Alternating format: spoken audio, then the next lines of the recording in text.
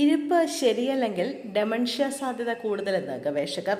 ദീർഘനേരം ഇരിക്കുന്നത് ഹൃദയാരോഗ്യത്തിന് മാത്രമല്ല, ശ്വാസകോശത്തിനും അപകടകരമാണ്. ശരീരത്തിലെ മറ്റ് അവയവങ്ങളെപ്പോലെ ശ്വാസകോശം മികച്ച രീതിയിൽ പ്രവർത്തിക്കുന്നതിന് ശരീരം ചലിപ്പിക്കേണ്ടത് പ്രധാനമാണ്. എന്നിരുന്നാലും നിങ്ങൾ ദീർഘനേരം ഇരിക്കുമ്പോൾ ഡയഫ്രം, ഇന്റർകോസ്റ്റലുകൾ, നെഞ്ചിലെ പേശികൾ തുടങ്ങിയ ശ്വസിക്കാൻ സഹായിക്കുന്ന പേശികൾക്ക് ശരിയായി പ്രവർത്തിക്കാൻ കഴിയില്ല. ഇത് കാലക്രമേണ ശ്വാസകോശം ദുർബലമാകാൻ കാരണമാകുന്നു. എന്നാൽ ഈ ഇരിപ്പ് നമ്മുടെ തലച്ചോറിനെ ബാധിച്ചാലോ? ഇരിക്കുമ്പോൾ നമ്മൾ ചെയ്യുന്ന കാര്യങ്ങൾ തലച്ചോറിന്റെ ആരോഗ്യത്തെ വലിയ രീതിയിൽ സ്വാധീനിക്കുന്നുണ്ടെന്ന് അമേരിക്കൻ ജേണൽ ഓഫ് പ്രിവെന്റീവ് മെഡിസിനിൽ പ്രസിദ്ധീകരിച്ച പഠനം വ്യക്തമാക്കുന്നു. എല്ലാ ഇരിപ്പും ഒരുപോലെയല്ല. ഉദാഹരണത്തിന്, സ്ഥിരമായി TV കണ്ടുകൊണ്ട് സോഫയിൽ മാനസികമായി നിഷ്ക്രിയമായി ഇരിക്കുന്ന മുതിർന്നവർക്ക് പിന്നീട് ഡെമൻഷ്യ വരാനുള്ള സാധ്യത കൂടുതലാണ്.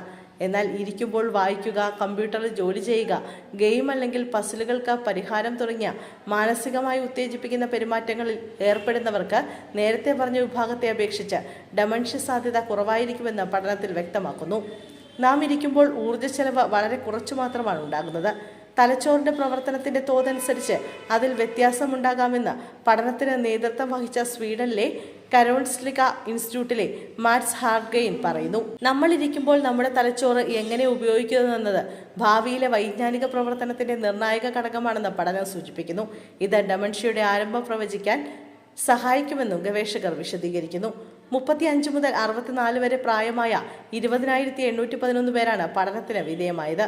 ഇവർ ദിവസവും മുഴുവനും എത്ര നേരം ഇരിക്കുന്നു എന്നതുൾപ്പെടെ അവരുടെ സാധാരണ ശാരീരിക പ്രവർത്തനങ്ങളെക്കുറിച്ചുള്ള സർവേ പൂർത്തിയാക്കി. അവർ എങ്ങനെയാണ് ഉദാസീനമായ സമയം ചെലവഴിച്ചതെന്നതിനെക്കുറിച്ചും വിശദമായ വിവരങ്ങളും സർവേയിൽ ഉൾപ്പെടുത്തിയിരുന്നു.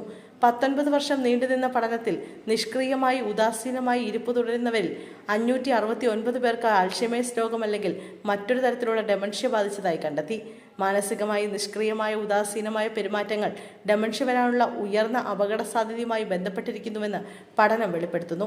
ഒരു ദിവസം മാനസികമായി സജീവമായ പെരുമാറ്റം നടത്തുന്ന ഓരോ അധിക മണിക്കൂറും ഡെമൻഷ്യ വരാനുള്ള സാധ്യതയിൽ 4% കുറവുണ്ടാക്കുന്നു. എന്നാൽ നിഷ്ക്രിയമായ ഇരിപ്പും ഡെമൻഷ്യ അപകട സാധ്യതയും തമ്മിലുള്ള ബന്ധം മാത്രമാണ് പഠനത്തിൽ പറയുന്നത്.